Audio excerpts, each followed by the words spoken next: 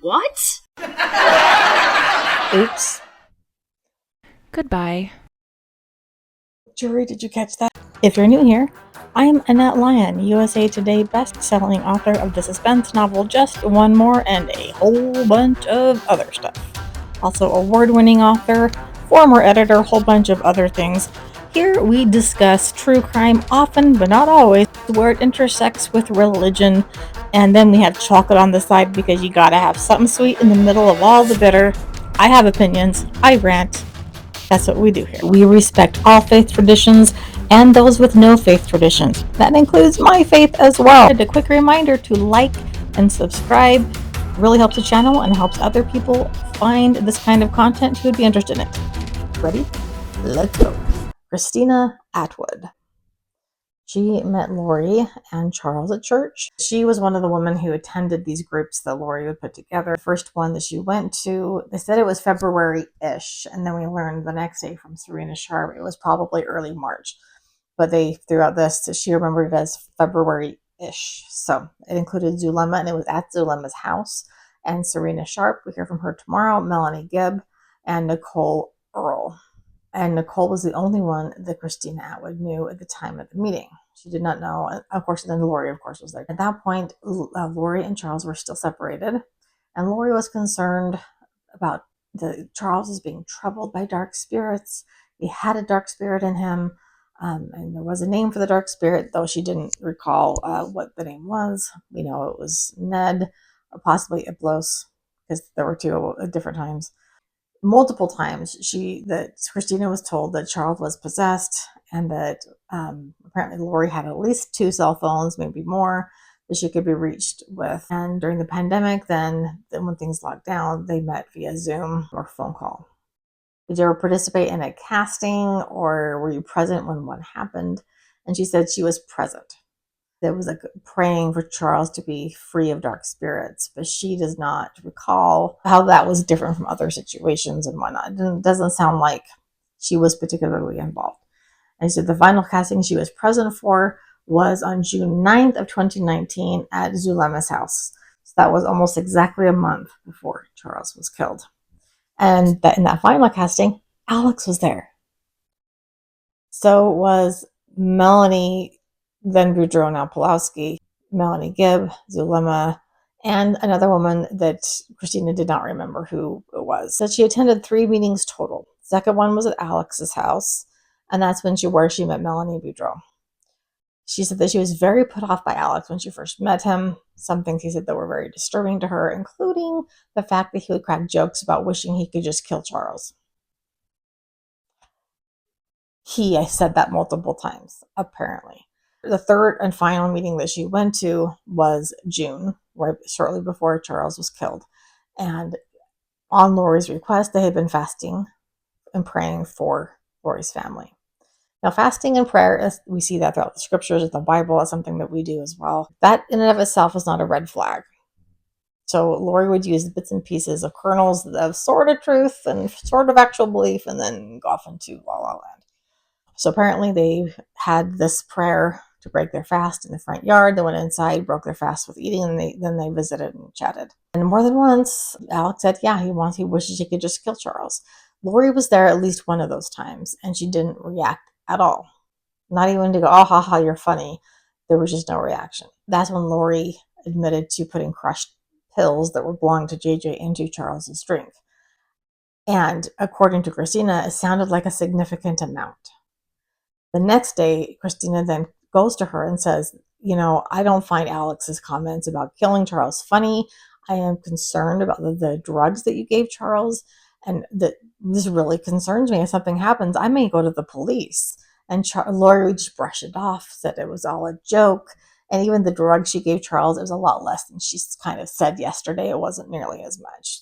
It was nothing. It really wasn't a big deal. Other things that were raising red flags were, for Christina, was Lori saying that she no longer had to repent, which is like massive red flag as far as our doctrine goes, that we believe that only Jesus he's the only perfect being to have ever walked the earth. Everybody else needs to repent, consistently throughout their lives. There was talk of past lives, and everyone at these meetings conveniently had known each other in past lives, again, completely counter to our faith.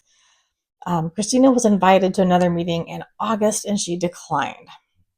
At that point, of course, Charles had died, and 1 month again after Alex said he wanted to kill him. At that meeting in June, Sarena wasn't there, and Christina didn't think much of it because Sarena lived out of state. We learned the next day that Sarena lived in Connecticut, but that summer she moved to Arizona. She moved to that area.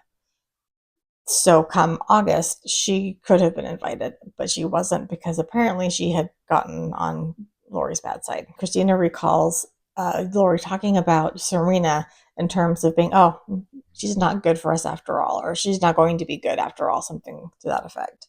So Christina stopped a meeting with Lori. There were just too many disturbing things that were not in line with her beliefs. Alex made her uncomfortable, and the whole thing just kind of creeped her out. She's like, okay, I think I just need to be done. Christina waited to listen to your gut.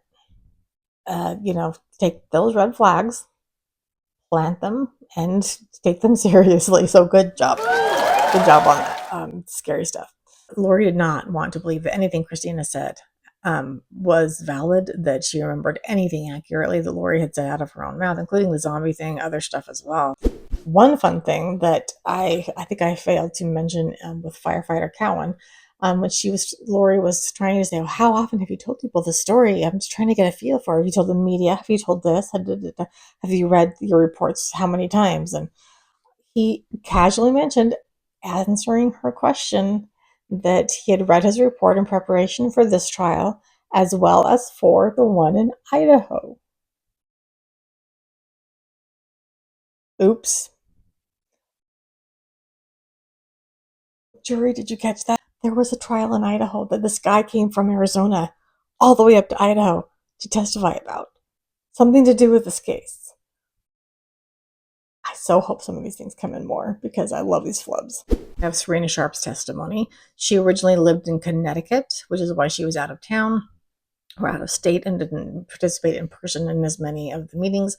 But she did move to Arizona from Connecticut in the summer of 2019. Most of her testimony just corroborated what Christina Atwood told us yesterday. She did say that she personally heard Lori use the word zombie when referring to Charles being possessed by Ned. Lori, of course, in her cross, jumped on that. It's like, when was that? When was that? What exactly did I say verbatim? And was it just you and me? How many conversations did you and I have? Just you and me, and no one else was around. And she's like, I don't know if we ever had more than one or two conversations. I remember you saying this thing, and I think there were others in the room at the time. And Lori's like, what, was I teaching a class? I mean, it's just, and she's like, no, then why would I have been saying that? And Serena goes, well, often when people have conversations, we take turns speaking. I just was like, oh, good job, Serena. Because, like, what kind of question is that? Like, we don't talk on top of each other, right? We take turns. That's what conversation is, Lori. What a weirdo. Serena did definitely pull back. Apparently she went to a lunch that was comprised of some of these women, including Zulema and some of the others, but she doesn't remember ever having a conversation with Lori at the time. And then she found out a few weeks after that Lori's husband had died, and so she went over to her house with some of these same ladies to kind of express her condolences. And she said that Lori didn't exactly seem sad. She seemed stoic, which to me that in and of itself is not necessarily a red flag. She did not know when Lori moved to Idaho till way after the fact, or that she had married Chad, any of that. Lori begins her cross, though, asking about, did you take an oath to tell the truth? Did you take an oath to tell the whole truth? Did you take an oath to take, she's just going through the whole thing. Did you raise your right hand? And then it was like, do you believe that you're going to be accountable to God for this testimony? Of course, there's an objection from the state, and she's like, well, you guys are the ones who brought religion into it. And then the judge sustained it, and apparently, finally, she was able to say, do you believe that your testimony you'll be accountable to God for it? And she says, well, yeah, for sure. Yeah. And I'm not lying. I'm telling the truth as I remember it. Lori asking a bad question. She said, do you know who the three Nephites are? And Sarena, that's from the Book of Mormon, and Sarena goes, no. The story goes that there are three, essentially like apostles, that ask to be able to stay on the earth and serve people until Christ comes again. And they're given that ability, as John the Revelator was in the Bible. And the thing is, in the Book of Mormon, we don't know their names. But that's not how she phrased it. And then the three Nephites in the Book of Mormon, they're translated as well? No, there were three. You asked me their names. I don't remember their names. I wasn't asking their names. I said, do you know who they are? As in, are you aware of them? I'm sorry. I'll be more specific. Are you aware of the three Nephites in the Book of Mormon? Yes. Lori kept pressing. It's a common belief in Christianity that you can get translated. So is it fair to say that that isn't uncommon in the Christian belief system, to believe in people being translated?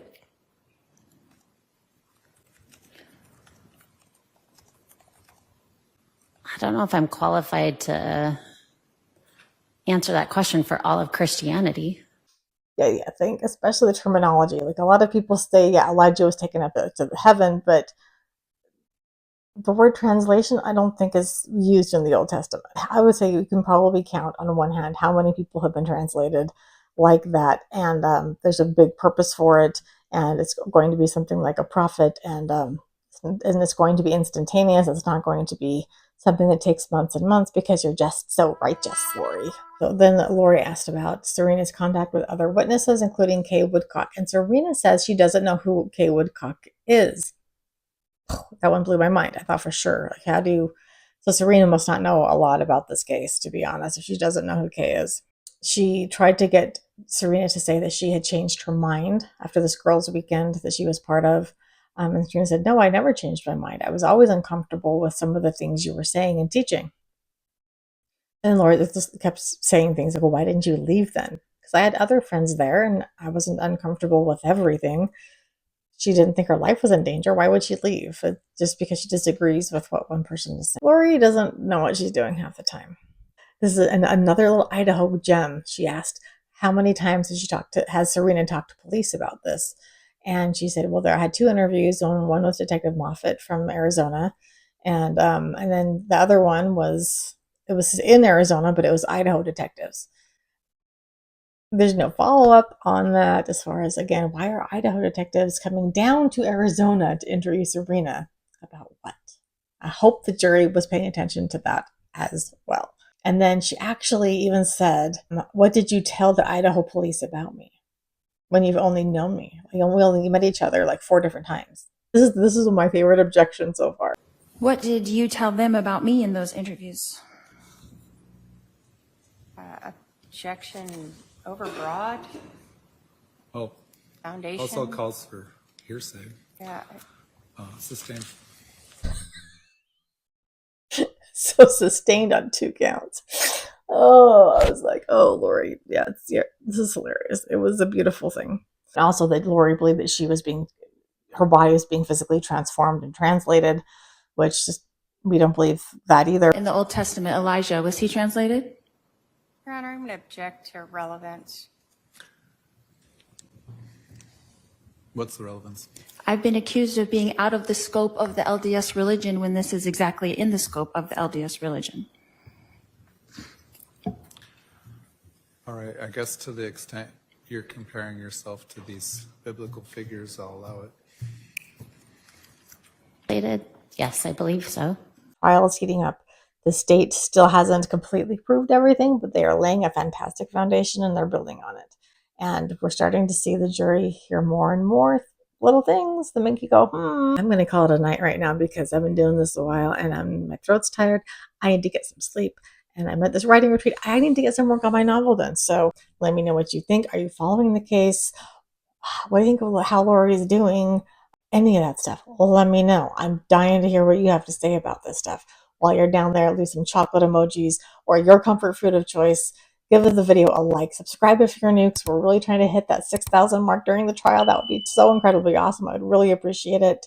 And until next time, it's as late as it is, I think I'll pop a single chocolate chip. That'll help me go to bed and sleep, right? That's what chocolate does, right? It helps you sleep. Sure. We'll go with that.